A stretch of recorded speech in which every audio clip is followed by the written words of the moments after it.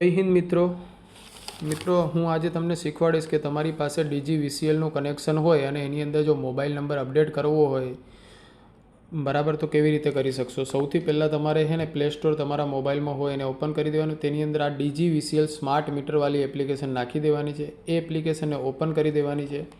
હવે તમારો mobile number update નથી તો તમારે સૌથી પહેલાં અહીંયા નીચે જો I want to update mobile number પર ક્લિક કરવાનું છે।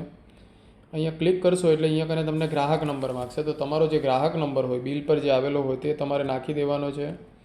જો હું અહીંયા કને કરતો છું મારો ગ્રાહક નંબર જે છે ને એ મેં એન્ટર કરી દીધો બરાબર। પછી તમારે નેક્સ્ટ અહીંયા કરી દેશો એટલે અહીંયા તમને પૂછશે કે તમારી પાસે હાલમાં કયું બિલ છે। જે બિલ તમારી પાસે અવેલેબલ હોય તે નાખવાનું। મારી પાસે જૂન જુલાઈવાળું છે તો એને મેં ક્લિક કરી દીધું અને એ બિલના જે લાસ્ટ યુનિટ જે હોય ને એ તમારે અહીંયા કને લખી દેવાના છે।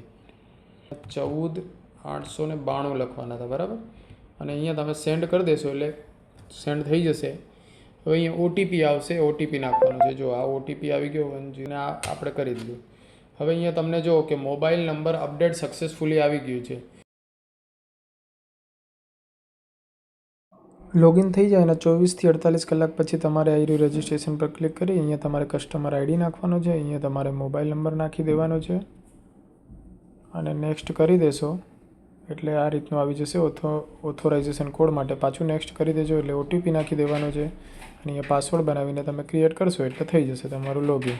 પછી તમે તમારું એકાઉન્ટ લોગિન કરીને ચેક કરી શકો છો તમારો કેટલો વપરાશ છે શું છે તે।